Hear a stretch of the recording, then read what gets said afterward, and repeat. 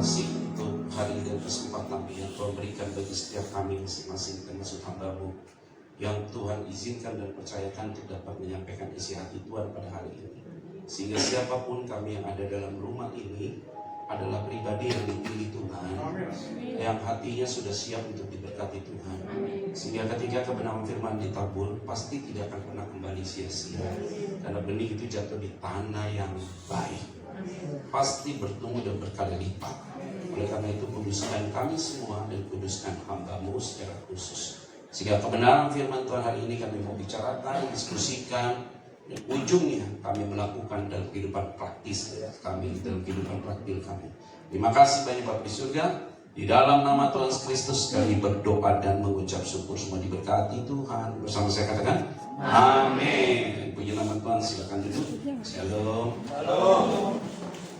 Terima kasih untuk keluarga maupun semua saudara-saudara yang memberikan kesempatan saya menyampaikan firman Tuhan. Diberkati ya Bapak dan semua Ibu Bapak saudara sekalian yang hadir dalam ruangan ini.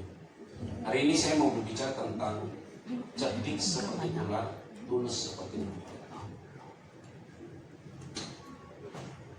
Kalau kita hanya cerdik seperti ular, jadinya licik. Ada cerdik seperti ular tuh licik biasanya. Tapi kalau hanya tulus saja seperti merpati, gampang dibodohi orang.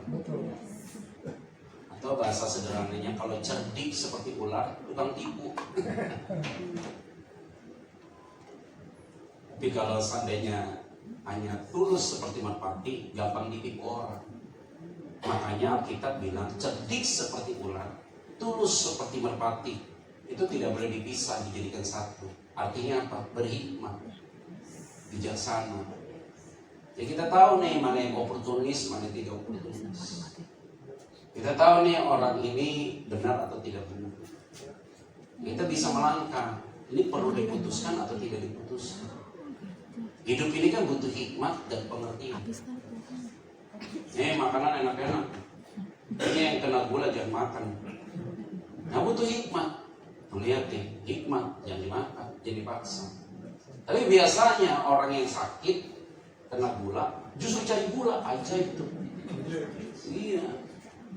Orang yang kolesterolnya tinggi, daging babinya malah dihajar. Itu biasa ya. Rangsangan itu kuat. Nah, ini butuh hikmat dan pengertian. Nah, ternyata peristiwa-peristiwa ini menjadi bahaya. Nah, ibu bapak semua yang hadir dalam ruangan ini, keluarga besar di tempat ini, kita ini kan bangunan konstruksi rohani kita ini kan dari masa lalu kita kan udah biasa ya, animis, dinamis, sinkretisme. Percaya kita dengan tayul-tayul tuh Pak. Apalagi besok mau Imlek nih.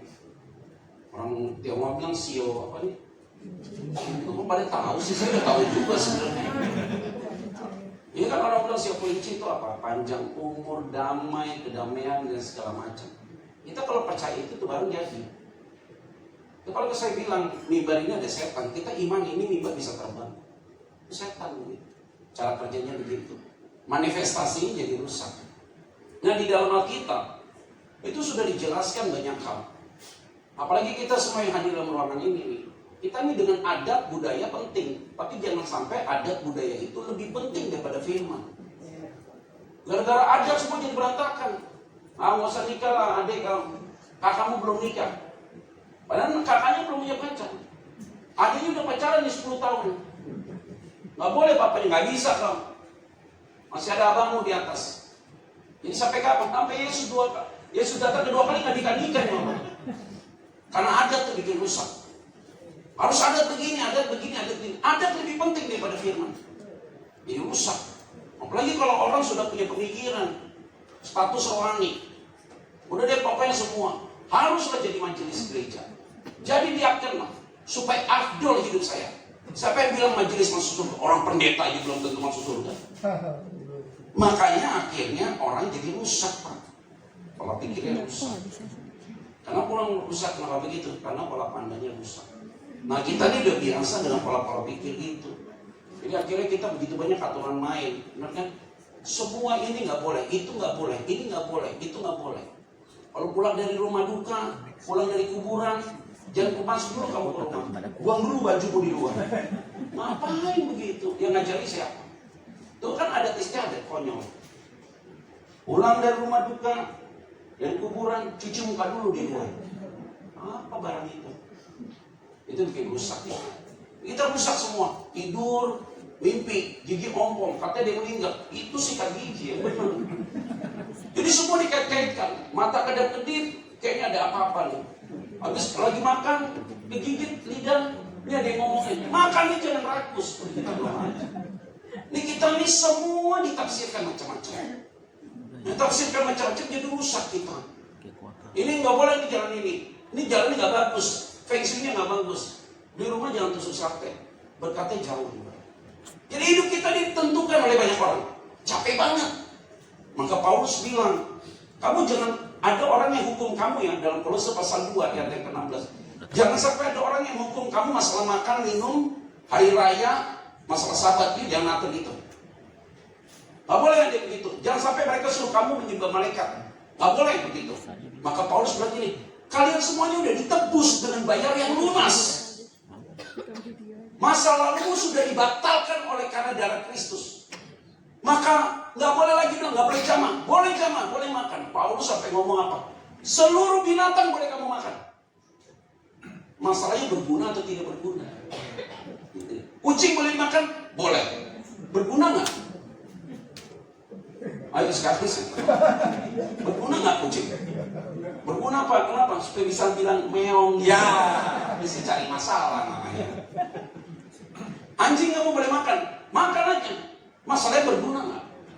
Semua orang ributin masalah makan. Maka Paulus bilang begini, kamu gak usah ributin apa yang masuk ke dalam mulutmu. Karena apa yang masuk dalam mulut itu larinya ke perut. Dari perut buangnya ke jamban. Sesuatu yang kebuang ke jamban gak usah dibahas.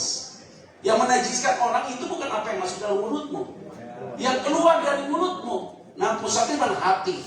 Hati itulah pusat kerusakan. Markus 7:21. Kejahatan, keserakahan, iri hati, cemburu, gampang. Jagalah hatimu, dari situ akan terpancar hidup. Jadi kelihatan ibu bapak di tempat ini, saya lihat hatinya bersih semua. Supaya gue pulang aman aja sama saya. Makanya ibu-ibu nggak usah lah, buka nggak usah diapa-apa, buka nggak usah ditarik gini. Saya datang ke persekutuan ibu-ibu tuh, persekutuan ibu-ibu yang sosial kita repot ya. Semua mukanya sama. Karena dokternya sama. Kalau di sini kan mukanya beda-beda semuanya. Saya lihat mukanya original semua nih. Ini tarik kiri, tarik kanan. Bu, umur berapa bu? 75. Mukanya kayak 45 tahun. Iya. Tapi diajak ngomong, coba aja ngomong setengah jam. Jawabnya udah ngacak-ngacak, otaknya udah on. Muka boleh ditarik, boleh disuntik. Otak nggak bisa disuntik. Kalau orang udah pikun ya pikun aja, nggak bisa diapa-apain. Faktor usia, papa saya 95, papa 94, mama 88 sih. Mau kata dia kuat apapun, tetap dia pikun. Semua orang dipanggil. Dia manggil saya, karena kami, mama papa punya anak 5, laki-laki semua. Panggil saya, nama kakak saya disebut, semua disebutin. Pak, saya Petra Pak. Oh iya benar, Petra. Pikun juga, kita ini akan pikun, jangan ketawa, akan ada ke situ kita. Kita akan ke situ. Bukan kita, ibu-ibu dulu. Gak terasa ya? Ya gak terasa, tinggal 2 tahun lagi saya udah 50 tahun. Ini kalau ada kacamata begini udah ketahuan. Nah, hari ini kita mau bicara tentang penyembuhan pada hari Sabat di kolam Bethesda. Jadi ada 2 kasus, 1 kesembuhan, 2 pada hari Sabat. Jadi kenapa disulit tulis hari Sabat? Ini akan kita bahas. Yuk kita baca yuk. Yohanes pasal 5 ayat 1 sampai 8.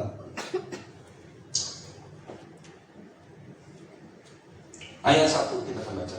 Yohanes pasal 5 ayat 1 ada. Oh, ada. Yuk kita baca yuk ayat yang pertama. Mari kita buka handphone kita masing-masing. Kita baca ya. 1, 2, 3 ya. Sesudah itu ada hari raya orang Yahudi dan Yesus berangkat ke Yerusalem. Itu dia menarik. Sesudah itu, Yohanes 5 ayat 1. Sesudah itu ada hari raya orang Yahudi dan Yesus berangkat ke mana? Kenapa begitu? Nah ini menarik, saudara. Pada hari raya orang Yahudi, Yesus berangkat ke Yerusalem. Yesus tuh menghormati adat ya. Maka dia itu disunat pada hari ke-8 karena adat. Ya kan, karena orang Kristen kan banyak yang gak disunatkan. Karena kenapa? Bukan sunat lahiriah. Yang paling penting hatimu dibersihkan. Gitu ya. Tapi orang kalau mau sunat silakan, karena supaya bersih kan. Bagi orang di luar sana atau dalam konteks Abraham, kenapa Abraham disunat? Karena dia pernah perjanjian dengan Tuhan. Sebagai pengikarnya adalah disunat. Bagi orang Yahudi, umur 8 hari dia langsung disunat. Yesus lakukan itu. Artinya Yesus ada dalam budaya, tapi dia tidak frontal dengan budaya. Masih ingat nggak tentang perempuan yang berzina? Saya tahu ya, dibawa ke Yesus. Itu juga tuh cerita firman Tuhan tuh unik ya. Hanya perempuan doang yang dibawa ke Yesus. Lakinya kemana ya? Coba baca di Alkitab ya. Didapatilah seorang perempuan berzina. Terus kemudian perempuan berzina itu dibawa kepada Yesus. Lakinya kemana? Jangan-jangan lakinya temennya. Supaya gak masuk perkara nih barang. Dibawa tuh perempuan, kasihan tuh perempuan. Dipermalukan dia. Padahal itu perempuan, dia salah benar. Tapi tujuannya nakalnya nih Taurat orang fasih. Gua pakai dia untuk hajar Yesus. Nakalnya orang. Itu bahaya. Yesus bilang apa? Mereka ngomong gini, menurut hukum Musa, Yesus, ini orang cukup dilempar pakai batu. Pada saat itu ada 2 hukum. Hukum yang pertama Romawi. Hukum yang kedua adalah hukum Yahudi, Taurat. Kalau Yesus lempar pakai batu, bagi orang Yahudi happy. Tapi bagi hukum Romawi, you harus masuk penjara dan tidak boleh keluar. Tapi kalau dia tidak lempar pakai batu, aman dengan orang Romawi, hukum Romawi pada saat itu. Tapi bagi orang Yahudi, lu dikucilkan. Masalah, ini makan buah semalakama. Mau tidak mau, dia harus putuskan. Dia lihat kondisi ini, keren. Yesus ngomong apa? Siapa yang tidak berdosa, you lempar batu ke perempuan ini. Artinya, dibalikan lagi kasusnya ke mereka. Itu keren. Itu hikmat, cerdik seperti ular, tulus seperti merpati. Siapa yang tidak berdosa, lempar batu ke perempuan ini. Yang hebatnya, Yesus nunduk lagi tulis di tanah. Itu keren. Nanti saudara pada praktek. Yang lain mau lempar, nggak jadi. Karena kenapa? Sampai ada satu orang Yahudi lempar, lu udah kalahkan Tuhan. Lu sama kayak Tuhan. Itu berarti orang itu harus dirajam batu. Satu-satu tinggalkan dia, selesai. Yesus bilang apa? Aku tidak melakukan. Mulai hari ini, you jangan berbuat dosa lagi. Ada opportunity, kesempatan. Itu berarti Yesus ada di atas budaya. Hebat. Yesus ada di atas budaya. Dia tidak pernah ada di bawah budaya. Jangan sampai kita itu ikut-ikutan jadi masalah. Ini orang Imlek ini lucu nih. Orang Imlek ini kan malam ini pada makan semua nih mereka sekeluarga. Saya baru foto tadi di gereja saya. Gereja saya ada satu kan, 3 kali ibadah. Jadi muka saya kelihatan ngantuk banget dari ini. Jadi masuk, kalau mereka makan malam nih hari ini nih. Nah besok ini tamu datang ke rumahnya orang ini. Dia mau begitu pada makan. Nah kalau udah masuk situ, sampah nggak boleh ada yang disapu. Jadi kalau udah kotor nih, nggak boleh disapu. Kenapa? Hilang rezeki. Saya tadi bilang sama cuma sapu aja. Kalau sampai kalian nggak sapu, gua datang sama semua tim, kita akan muntah barang di tempat itu. Biar bau tuh. Itu kenapa begitu filosofi dibangun, rusak jadi. Kita nih semua yang hadir dalam ruangan ini, kita tidak boleh sampai rusak hanya masalah adat. Adat ini bikin rusak kita loh. Yang saya bilang susah ya. Kita ini kan hidup, ada yang dari Sumatera nggak di sini, kelihatan wajahnya banyaknya. Dari Nusa Tenggara ada, benar kan? Dari Nusa Tenggara ada, Sulawesi ada, Kalimantan ada, dari Papua ada, dari Timor ada, Sumatera ada, semua Sulawesi. Kita itu terlalu adat kita banyak banget. Hari ini ingat baik-baik. Boleh kita ada di dalam adat, dan tapi adat tidak boleh menguasai kita. Kita hanya melakukan seperti apa yang Tuhan ajarkan. Yang setuju katakan. Ayat 2 yuk kita baca. Ayat 2. 1, 2, 3. Ya, di Yerusalem dekat pintu gerbang domba ada sebuah kolam yang dalam bahasa Ibrani disebut Bethesda. Sebenarnya kalimatnya Bait Hasda. Bait Hasda itu, bait artinya rumah, Hasda dalam bahasa Ibrani itu artinya penyembuhan. Rumah penyembuhan atau rumah pemulihan. Ada 5 berapa? 5 serambinya. Itu berarti ada 5 serambinya di kolam itu. Udah ada yang pernah pergi ke Israel kan? Udah ya? Ada yang mau berangkat nggak? Mau? Ya, yuk berangkat ya.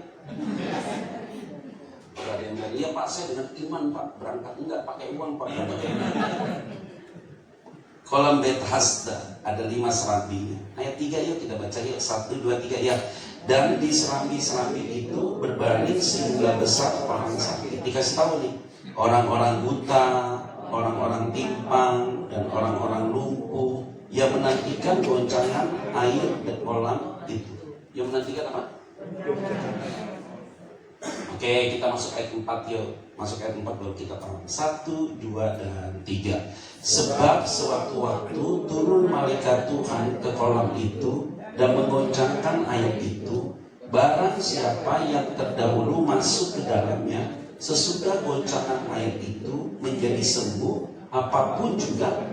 Pertanyaan saya, ini malaikat Tuhan benar atau tidak?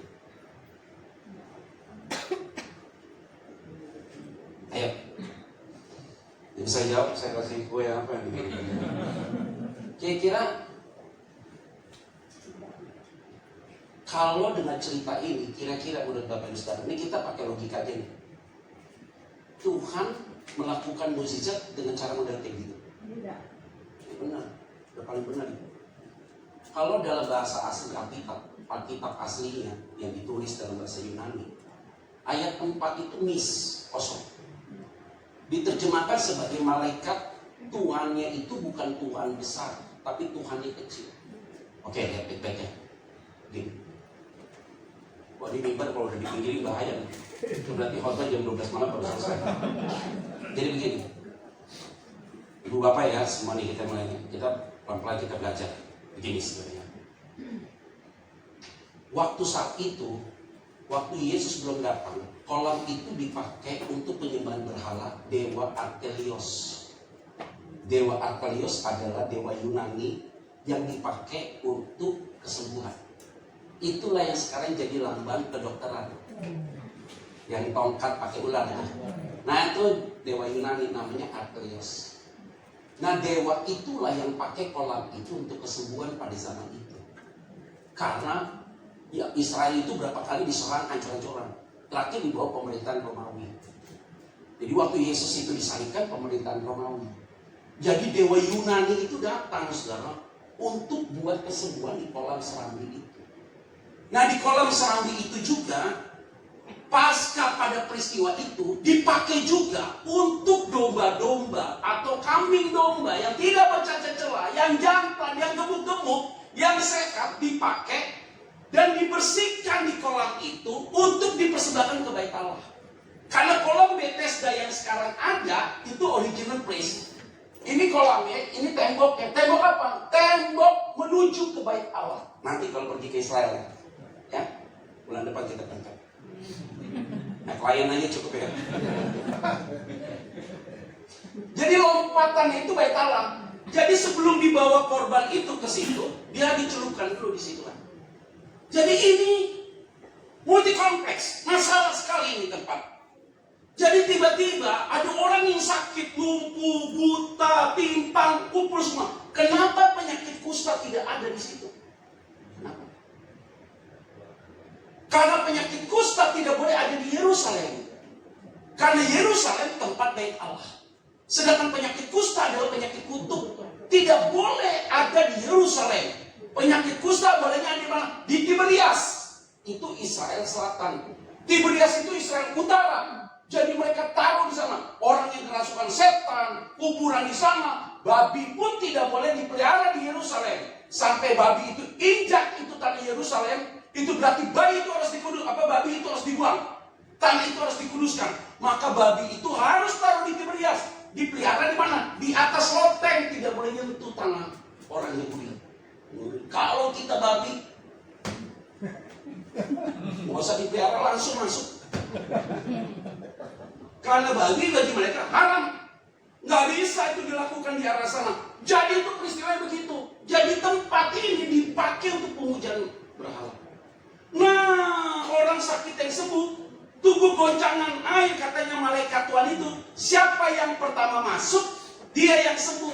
Masa Tuhan lakukan kesembuhan dengan cara main dadu? Nggak mungkin lah.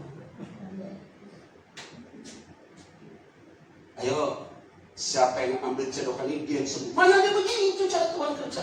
Kalau Tuhan mau sembuhkan, suka-sukanya dia. Dia mau pilih saudara sembuh, sukanya dia. Dia mau pilih saudara diselamat, suka-sukanya dia.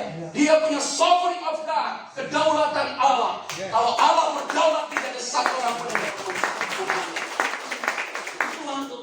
Kita mau sembunyi di bawah kolong langit manapun, di bawah jembatan. Kalau waktunya mau ditangkap Tuhan, pasti ditangkap Tuhan.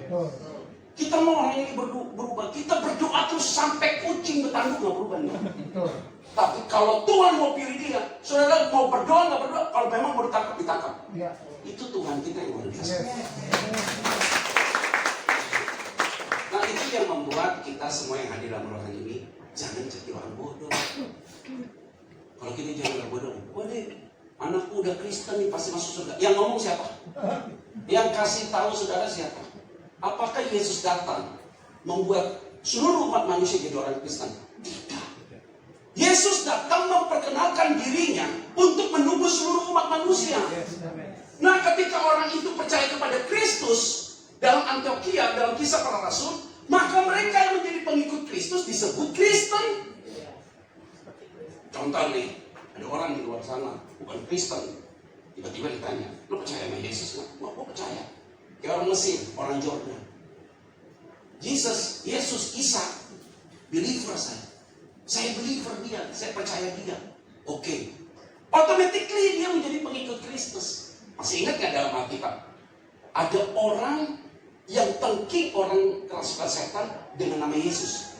Kemudian murid-muridnya ngomong sama Yesus, "Yesus, dia bukan bagian dari kita. Kenapa dia pakai namamu untuk tengking setan?" Yesus bilang apa? "Ya gak usah larang. Kalau dia tengking orang itu pakai nama saya, itu berarti dia satu tim sama kita." Itu berarti semua yang hadir dalam ruangan ini, ingat ya, saudara jadi follower Yesus bukan karena kamu yang mau jadi follower dia, tapi karena kamu di-invite oleh dia menjadi follower dia. Jadi kadang-kala ada orang yang follow saya di Instagram, terus masuk ke DM, "Pastor, follow back dong." Dia suruh follow saya. Beda. Orang mau follow saudara, suruh follow back, yang suruh follow siapa? Tapi kalau Yesus beda, kamu gak usah follow dia, dipasang untuk follow dia. Kayak itu dia tuh. Jadi mana ada goncang-goncang dulu, kayak main game.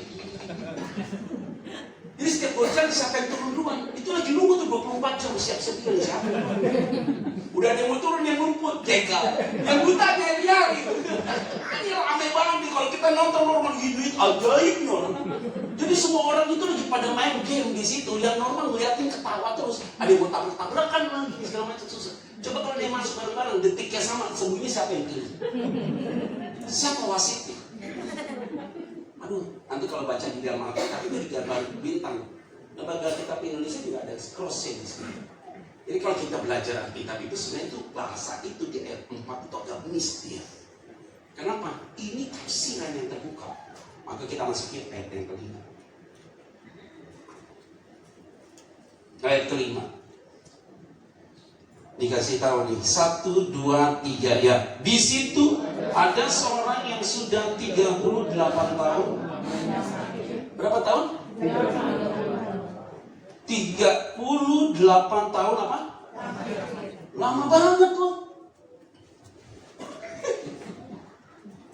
38 tahun di kolam itu, lama terus.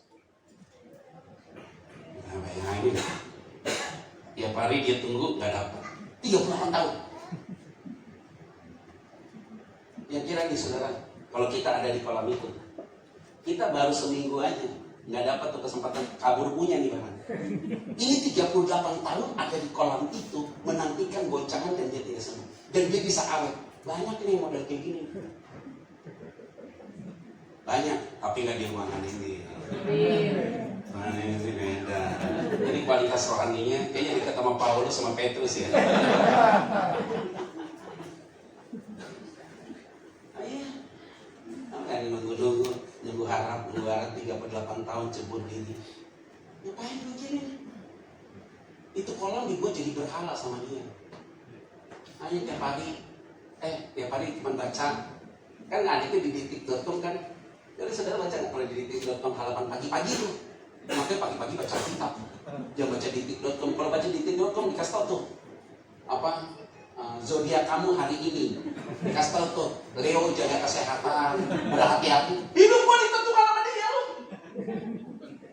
Jaga kesehatan, jangan percaya sama orang. Ini ampun jangan terlalu boros. Orang kagak ada duit bagi ngomong boros. Dan kita percaya loh. Dan kita ikutin tuh maunya kayak gitu tuh. Orang pintar bilang, tim doa saya bilang, anakku jangan nikah sama dia. Karena ada papa melihatan. Saya kasih tau ya, orang yang biasa lihat setan, biasanya temannya setan. Coba baca di Alkitab. Ada orang bisa lihat setan? Nggak ada. Tapi kita rasa kalau ada orang pakai setan. Tapi kita nggak bisa lihat setan. Kalau kita bisa lihat setan, kita temannya setan. Pas Samuel dipanggil datang. Konteks Samuel dipanggil pada saat tenun dan banyak kedukun di situ. Panggil rohnya Samuel, wajahnya Samuel muncul. Mereka begini Samuel, bukan itu bukan Samuel, itu setan yang menyerupai Samuel. Hati-hati loh, orang yang mati jangan diajak ngomong. Ini orang Kristen sih orang Kristen ke kuburan masih ngomong juga. Opung dia ngomong, kenapa anakku? Selesai barang ibadah. Semua kuburan diajak ngomong. Apa urusannya orang mati diajak ngomong lagi? Tapi saya nggak ada di sini yang aman. Makanya saya masih hidup diajak ngomong terus. Kalau orang masih hidup diajak ngomong, masih hidup kunjungi rumahnya. Jangan udah mati kuburannya kamu kunjungi. Dulu waktu masih hidup jarang dikunjungi, udah mati kunjungi terus. Ngapain sih? Dulu waktu masih hidup nggak pernah ngomong, udah mati pergi ke kuburan ngomong. Maafkan aku yang dulu kalau masih hidup nggak pernah aku ajak ngomong. Gila, udah gila. Nggak ada urusannya. Sebenarnya nggak ada urusannya Pak Bu. Minta maaf ya, nggak ada urusannya kayak gini-gini. Jangan pikir nanti setelah ini kita malam tidur terus mimpi untuk orang tua saya yang udah mati dulu dia datang dalam mimpi kasih tahu ingat ya besok kau jangan pergi ke Menteng akan ada bom. Itu setan yang ngomong karena dia tidak mungkin tahu peristiwa hari ini. Dan ingat ya orang mati tidak mungkin datang ke dunia orang hidup. Tapi orang hidup akan pergi ke dunia orang mati dan dia tidak akan balik lagi. Ini amin apa enggak? Amin. Nanya doang sih saudara. 38 tahun nih orang ada di portalan gitu capek kita orang kalau udah punya konsep itu susah saudara. Biar kata dia pelayan Tuhan, pekerja gereja sama loh. Pak Pendeta lu lah yang tahu berapa? 75. Sioloh kelinci. Pak, hidung lu nih besar hoki punya. Saya ketemu Jumat dibacain gitu kesel Pak Bu. Ini Pak gue kasih tau sama lu. Ini sih lihat anak lu nih, cewek nih hidungnya kayak lu nih si hoki punya nih orang. Oh liatin ini. Ini Jumat nih. Bukan marah nggak enak. Nanti dia akan jadi Jumat lagi. Mau ditegur, negurnya bagaimana? Udah padahal udah dengar firman apa yang gak keras saya khotbah. Udah keras banget saya khotbah. Setelah saya khotbah masalah kayak gitu-gitu tuh diajak makan siang masih ngomong kayak gitu. Kita kalau lagi ngomong dengan orang kayak gitu dia bisa loh pada saat momen itu dia bisa tidur. Kan dari mimbar saya kelihatan. Kalau ini kan gak ada yang percaya makanya tegang terus.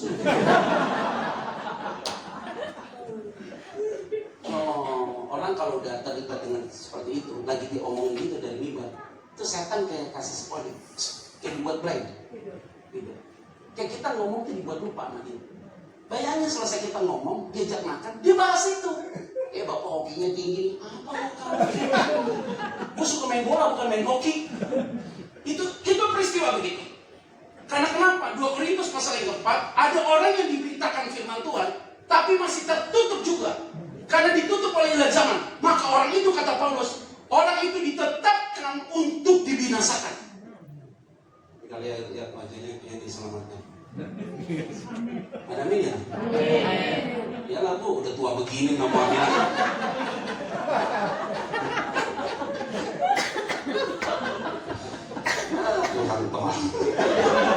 begitu nggak bertobat juga si Ang Siong punya nih.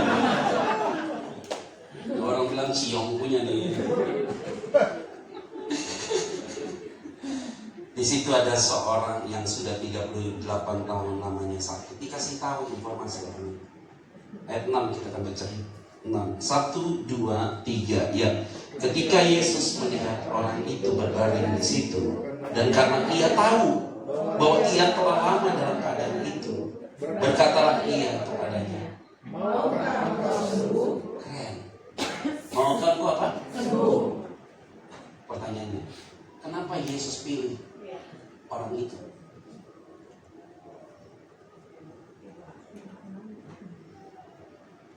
Ya. Kan banyak orang buta kan? Orang timpang kan? Orang lumpuh kan? Kenapa Yesus pilih orang itu? Hah? Ibu yang khotbah saya duduk di situ. Itu benar. Nah, itu baca Alkitab harus begitu. Kita berdoa baca Alkitab begitu namanya, analisa teks. Itu kita baca gitu, syukurlah ya, Tuhan tahu saya ya. Aku udah berdoa anakku dari 8 tahun yang lalu, baru sekarang. Waktu Tuhan ya buat dia. Jadi ini 38 tahun, udah kelamaan nih orang di situ. Kasihan banget 38 tahun. Jadi waktu Tuhan lah buat dia. Masih ingat Hana nggak? Gak punya anak kan? Datang ke rumah Tuhan. Gua mau hamil nih. Ayo dong buka kandungan gua. Balik lagi. Imam Eli bilang, ini mabok nih orang. Kenapa? Karena pada saat itu tidak ada orang yang beritakan Injil. Karena anak Imam Eli moralnya nggak bagus. Anak hamba Tuhan hidup moralnya nggak bagus. Dia bilang komat kami, lu mabok, lu bisa minum anggur. Tuanku, aku tidak pernah minum itu. Ya udah datang lagi dan ngomong lagi. Kenapa lu begitu ngomong kali itu? Pas Hana berhubungan seks dengan suaminya, kalimatnya dibilang, maka Tuhan mengingat doa dia. Waktu Tuhan mengingat doanya, baru Hana hamil. Punya anak namanya apa? Samuel. Apa arti Samuel? Allah mendengar doa. Wah, keren. Jadi waktu Tuhan, kalau sudah waktu Tuhan, orang itu mau dipulihkan, dipulihkan. Jadi semua yang hadir dalam ruangan ini, jangan capek hati, jangan capek pikiran, jangan capek tenaga untuk mengubah orang. Karena bukan kita yang ubah dia, tapi Tuhan yang ubah dia. Jangan kata kita apa, goncang-goncang ini, ayo berubah. Habis. Tanpa kita goncangin diri. Nanti kalau saatnya Tuhan berbicara, itu orang bisa datang nangis-nangis bego-bego. Kenapa menangis? Mau nih, hatiku hancur. Badan boleh gede, hancur. Bu, saya kasih tau ya. Sekarang mulai keren loh Bu. Sekarang kita dulu kalau punya anak perempuan takut ya, Pak, Bu ya. Saya punya anak perempuan 2 orang. Dulu takut ya, punya anak perempuan dari mana? Sekarang kita takut punya anak laki. Bukan kasihan anak laki, badannya atletis, umur 38, kerjanya bagus, punya rumah sendiri. Kenapa kamu sayang nggak mau nikah? Ntar aja lah mah, tiap hari pulang kantor nge-gym. Kenapa kamu mau nikah? Ntar aja lah mah. Kenapa kamu nikah lama-lama mah? Mama ganggu-ganggu saya terus.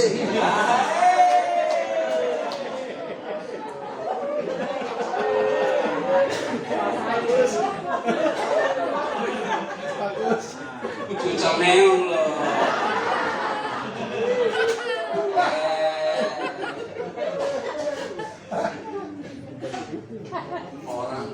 Orang yang sudah menikah, teman saya kerja di hotel, lurus dia udah punya anak 3, belok juga, dia, belok juga. Udah kenapa lu begitu? Apa gua? Belok juga dia begitu. Kita semua nih hati-hati. Ini udah mau datang nih, Yesus bentar lagi datang. April ini tanggal 28 sampai 30. Konferensi setan. Konferensi setan dunia akan dilakukan di Boston. Jadi semua akan terjadi konferensi 28 sampai 30. Saudara yang mau daftar bisa lewat saya. Sebelum daftar gue salipin dulu di Monas. Nanti ada konferensi tuh di Boston. April tanggal 2. Ibu mau berangkat Bu? Berdoa. Peperangan rohani. Ini yang ke-10 mereka ulang tahun. Setan semakin expose diri. Itu berarti kalau setan semakin show off, itu berarti sudah waktunya dia akan kembali. Kita semua yang ada di tempat ini, kalau sudah waktu Tuhan akan bekerja dengan cara yang lain. Yesus bilang gini, mau sembuh nggak lo? Keren ya. Harusnya kalau kita orang yang seperti itu, kalau ditanya mau sembuh nggak, jawab kita apa? Udah paling benar tuh jawaban itu. Yesus mungkin masalahnya dia nggak pernah nanya kita begitu. Kalau ditanya kamu maunya apa, pasti kita jawab itu mau Yesus banyak banget permauan yang mau. Kamu mau sembuh nggak? Jawabannya harusnya apa? Iya, dijawab. Yuk kita baca yuk ayat berikutnya. Ayat berapa sekarang? 7. 1, 2, 3 ya. Jawab orang sakit itu kepadanya, Tuhan, tidak ada orang yang menurunkan aku ke dalam kolam itu apabila airnya mulai goncang. Dan sementara aku menuju kolam itu, orang lain sudah turun. Ini dia Pak, Bu. Orang kalau sudah 38 tahun, konsep itu untuk mengubahnya susah. Ditanya lu mau sembuh nggak? Jawab aja, mau. Malah dia bilang, bagaimana mungkin gak ada orang yang turunkan aku selama ini? Orang ditanya mau apa enggak, dia balas masa lalu. Ini orang kayak gini gak akan bisa maju sampai kucing bertanduk. Susah di barang kayak gini. Itu gak ada orang yang membawa saya turun untuk turunkan aku pada air digoncangkan. Kenapa? Pola pikir lama masih dipakai. Konsep lama masih dipakai. Bu, saya kasih tahu, anak-anak kita modern sekarang. Tahun 80, berarti saya masih SD kan. Tahun 80, mama papa ngomong apa kita ikut. Mama bilang kanan, ikut. Mana berani kita pegang kepala orang tua? Mana berani kita pegang kepala orang tua? Mana berani? Kalau mama bilang Petra, ada keluarga nih, ada acara, ikutnya. Ikut, itu siap, laksanakan, aman negara. Itu barang harus diikut, lurus, tegak lurus. Mana bisa kita macam-macam. Mama pesan apa kita ikut. Sekarang anak sekarang beda. Dulu CEO sama karyawan, sekarang CEO sama CEO. Anak kita, saya ikut. Ngapain? Ada apa? Masalahnya kenapa? Kalau boleh ikut kenapa? Kepala kita diujek-ujek sama dia. Bawa ke Starbucks, saya mau pesen aja ya. Les ice ya, sama les sugar ya. Gak mau papi, kalau papi pesen itu aku gak mau minum. Biar aku pesen sendiri. Hebat banget ya anak. Kita kasih resepnya gak mau, dia pesen sendiri. Udah pesen sendiri dong, Pak, bayar lebih dari CEO. Anak sekarang lah, mana bisa diatur-atur. Terus kita mau bentuk anak kita dengan pola kita dulu, nggak bisa. Papa saya 90 tahun, bawa panggil cici-cicinya, sini sayang, Kalista, Sialumita, sini duduk. Opa mau cerita ya, Opa mau cerita apa? Dulu Opa waktu sekolah, waktu Opa sekolah di Pulau Rote, Opa sekolah tuh jalan kurang lebih 8 kilo, batu-batu semua. Dipikir tuh cicinya iba. Ya iyalah, gak ada bus, gak ada ini.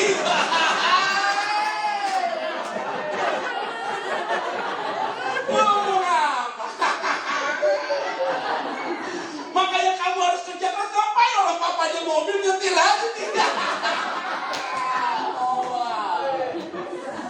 Gak akan bisa kita pakai pola kita diterapkan pada hari ini. Gak bisa. Dulu khotbah di mimbar harus pakai jas, pakai dasi. Sekarang enggak Pak. Jeans, kaos, jaket, udah. Kadang-kadang pakai training jaket yang buat lari pagi. Coba dulu kita khotbah gitu nggak sopan nih pendeta. Sekarang kalau kita pakai jas, pakai dasi, gila tua banget sih.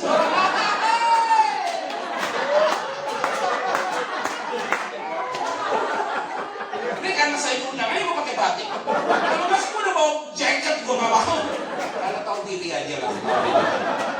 Kita tahu area formal ini ternyata ada juga pakai bapak ibu semua pakai batik, ada temennya juga.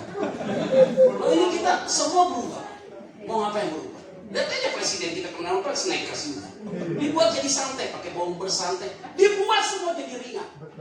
Ini dunia berubah. Dia pakai apa? Lu mau sembuh nggak? Nggak ada orang yang turunkan aku dari kolam itu. Nggak ada. Kenapa sih pola pikir itu digunakan lagi?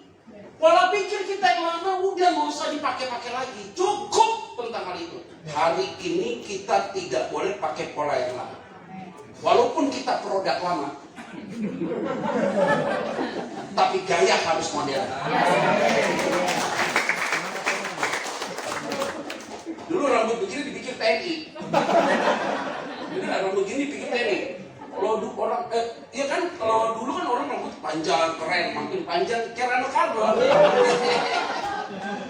Sekarang semua berubah, itu jadi perubahan luar biasa. Sekarang lihat anak-anak muda, hijau, kuning, orange.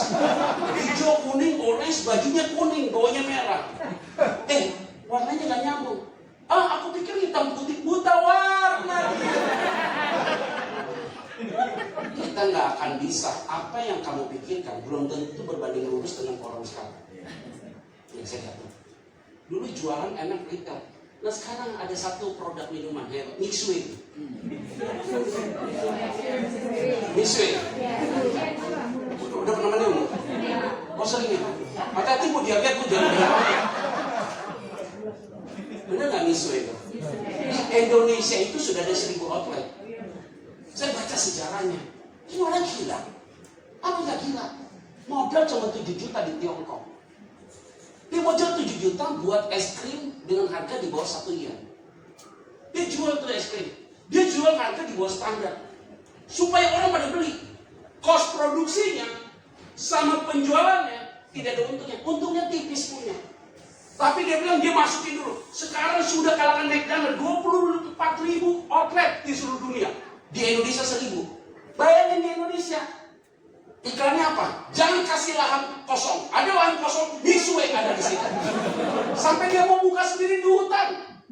Mixway akan buka di Kalimantan, hutan. Dan dia minum kerbau semua yang ada di sana. Itu cuannya. Dia bukan dari jualan es krim. Bukan jualan minuman. Untungnya dia dari bahan mentah, plastiknya, gelasnya, alatnya, itu tiap hari roundnya luar biasa. Ini orang make money luar biasa. Cara berpikirnya beda. Itu berarti semua kita nggak boleh main di zona aman. Pikiran kita harus maju ke depan, kreatif untuk berbuat sesuatu. Oke, ada perubahan nggak sekarang di gereja kalian? Ada kan? Jemaat banyak yang berkurang kan? Kenapa? Pada suka ikut online. Online paling enak Pak. Ini pendeta kalau ngomongnya keras,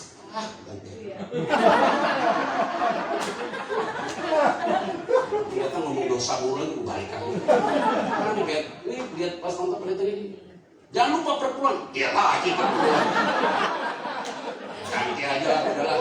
Capek punya model-model gini Pak. Cari like. Tiba-tiba ada pendeta satu yang bikin lucu. Ini oke nih, kelihatannya oke. Selesai offering deh, transfer uang selesai. Ikut ibadah, besok ikut ibadah online enak banget ya, bangun tidur, sambil makan pisang goreng. Kadang lagi putih ikut aja gitu. Bisa begitu di manusia sekarang. Nggak boleh baperan, nggak boleh banget, nggak boleh tersinggung. Apalagi jadi pendeta, biasa banget. Biasa jemaat begitu, biasa. Jemaat salah kita harus penuh dengan pengampunan. Tapi kalau gembala salah, salihkan dan jangan pernah turun.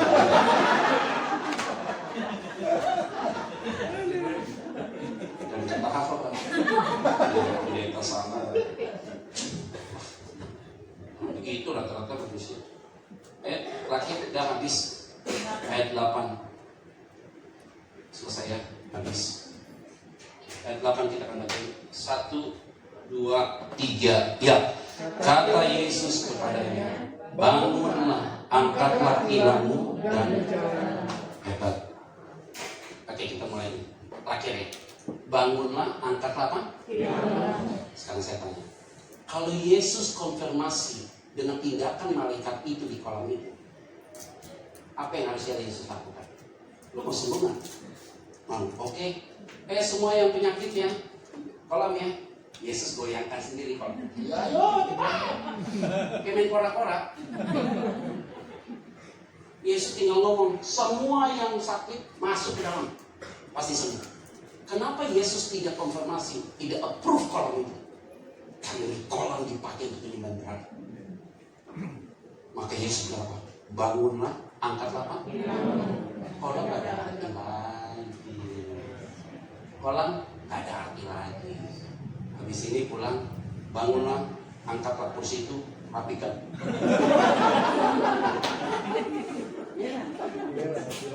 Bangunlah, angkatlah apa? Ilmu. Bangunlah, angkatlah apa? Kursimu. Ada yang menarik kan? Apa? Nggak dipusingin lumpuhnya. Bangunlah, angkatlah apa? Pertanyaannya, Yesus ngomong, lumpuh jalan, nggak ada. Bangun, angkat ilmu. Jadi kalau hari ini ada yang kurang masalah materi, pulang, ngapain? Kerja.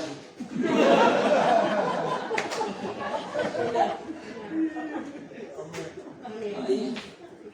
Benar kan? 4 hewan yang harus belajar. Semut, pemalas, tapi dia siapkan makanan pada musim panas. Cicak gampang ditangkap orang, tapi selalu ada di istana merdeka. Benar kan? Benar kan? Pelanduk, tapi dia bisa bangun rumah di atas batu. Benar kan? Satu lagi apa sih itu gue lupa. Yang tidak ada, yang tidak ada rajanya, tapi dia berbaris dengan api. Belalang. Udah 4 binatang aja. Pilih mau jadi apa?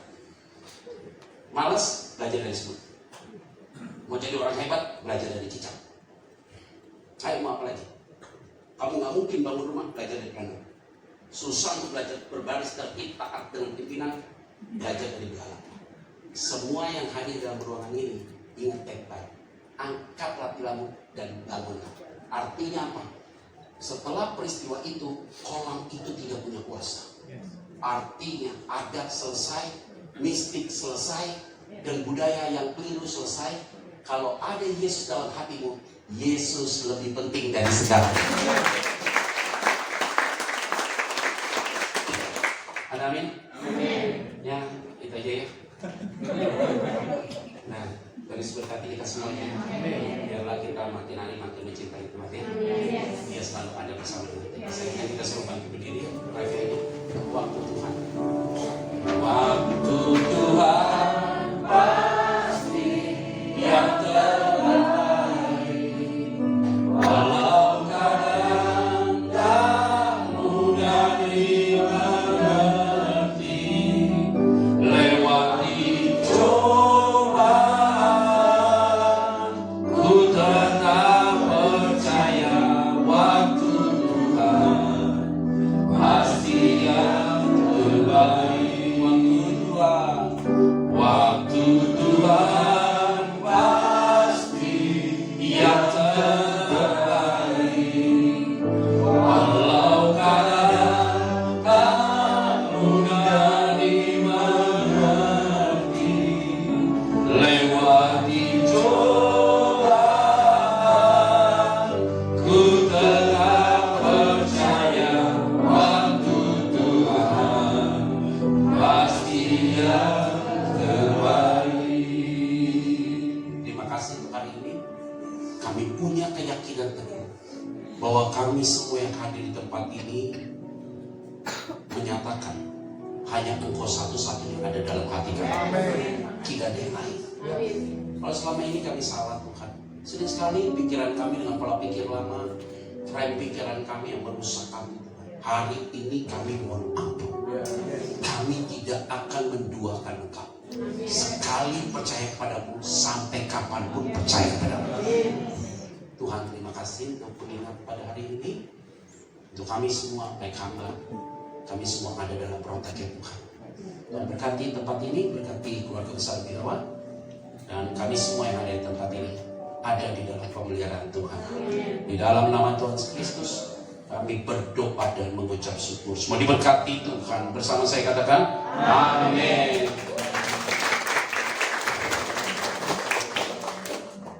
Puji Tuhan, terima kasih sekali untuk kembali saudara. Kita sudah diberkati firman Tuhan. Percayalah bahwa segala sesuatu ada waktunya Tuhan. Kita akan masuk ke dalam doa syafaat.